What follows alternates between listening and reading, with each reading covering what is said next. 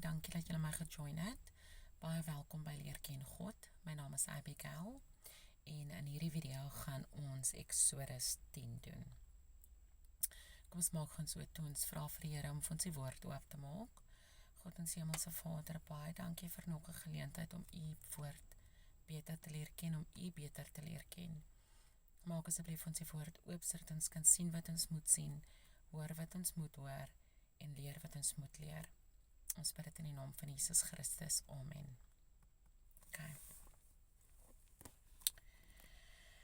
Verder het die Here vir Moses gesê, gaan na Farao toe, want ek het sy hart verhard, ook die hart van sy dienaars, sodat ek hierdie tekens van my onder hulle kan verrig, en dat jy voor die ore van jou kind en jou kindskind kan vertel wat ek Egipte aangedoen het, en my tekens wat ek onder hulle gedoen het, dat julle kan weet dat ek die Here is.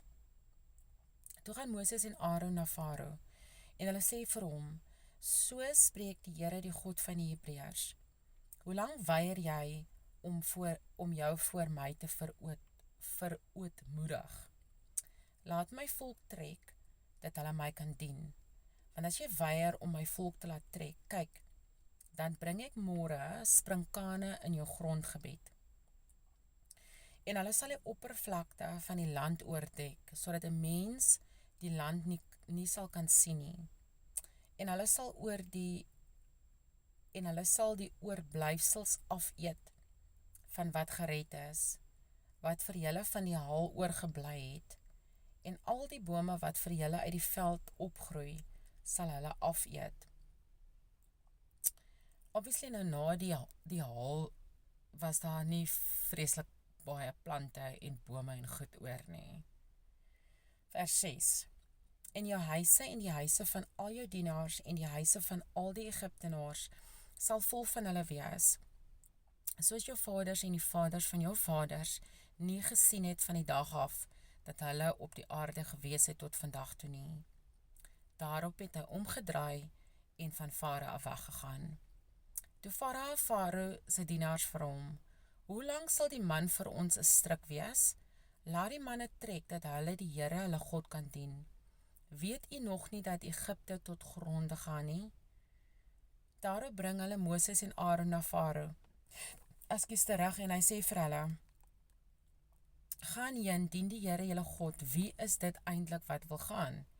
En Moses antwoord, ons wil gaan met ons jong mense en ons ou mense, met ons seuns en ons dogters, met ons kleinvee en ons beeste wil ons gaan, want ons wil 'n fees vir die Here hou. Toe sê hy vir hulle, mag die Here so met julle wees, as wat ek julle en julle kinders sal laat trek. Pas op, want julle het 'n verkeerde ding voor oë. Nie so nie, gaan dan, julle manne, en dien die Here, want dit het julle verlang. En hulle het hulle van Farao af weggedrywe. Toe sê die Here vir Moses, steek jou hand uit oor Egipte land, vanweë die sprinkane, dat hulle opkom oor Egipte land, en al die plante van die land opeet, alles wat die haal laat oorbly het. En Moses het sy staf oor Egipte land uitgesteek, en die Here het 'n oostewind in die land gebring, daar die hele dag en die hele nag. Toe dit môre word, het die oostewind die sprinkane aangevoer. Die sprinkane het opgekom oor die hele Egipte land, en in die hele gebied van Egipte gaan sit. 'n baie groot menigte. Tevore was daar so 'n sprinkaanswerm nie gewees nie. En daarna sal so iets nie weer voorkom nie. En hulle het die oppervlakte van die hele land bedek, sodat die land swart was. En hulle het al die plante van die land opgeëet, en al die vrugte van die bome wat die haal laat oorbly het. Daar het geen groenigheid aan die bome of plante van die veld in die hele Egipte land oorgebly nie. Toe het Farao gou vir Moses en Aaron laat roep en gesê, ek het gesondig teen die Here julle God en teen julle. Vergeef dan tog nou net die keer my sonde. En bid tot die Here julle God, dat hy net hierdie dood van my af wegneem. En hy het van Farao weggegaan en toe die Here gebid. Daarop laat die Here die wind omslaan in 'n baie sterk westewind. Die het die sprinkane opgetel en hulle in die Skelfsee gedrywe. Daar het nie een sprinkaan in die hele gebied van Egipte oorgebly nie, maar die Here het Farao se hart verhard, sodat hy die kinders van Israel nie laat trek het nie. 9de plaag, duisternis, vers 21. Verder het die Here vir Moses gesê, steek jou hand na die hemel uit, en daar sal duisternis oor Egipte land kom, sodat 'n mens die duisternis kan gryp. Toe Moses sy hand uitsteek na die hemel, kom daar 'n dik duisternis in die hele Egipte land, 3 dae lank. Die een het die ander nie gesien nie, en niemand het van sy plek opgestaan nie, 3 dae lank. Maar al die kinders van Israel het lig in hulle woonplekke gehad. Toe het Farao Moses laat roep en gesê, gaan heen, dien die Here, net julle klein vee en julle beeste moet agtergehou word. Selfs julle kinders kan met julle saamgaan.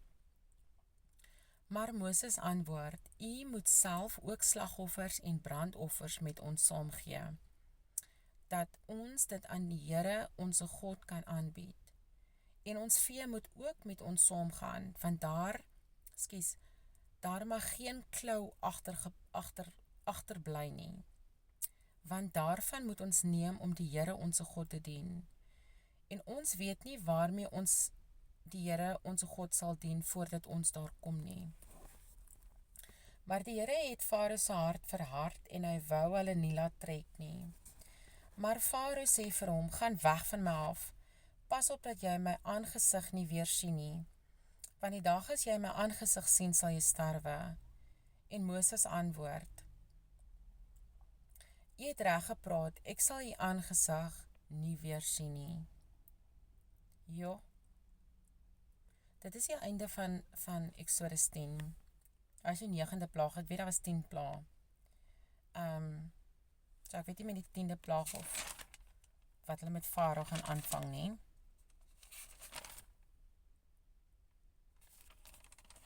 So,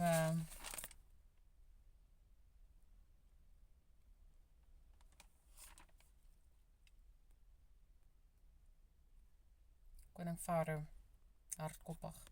Ok, maar God het sy hart verhard, nee. So, dit is die einde van Exodus 10.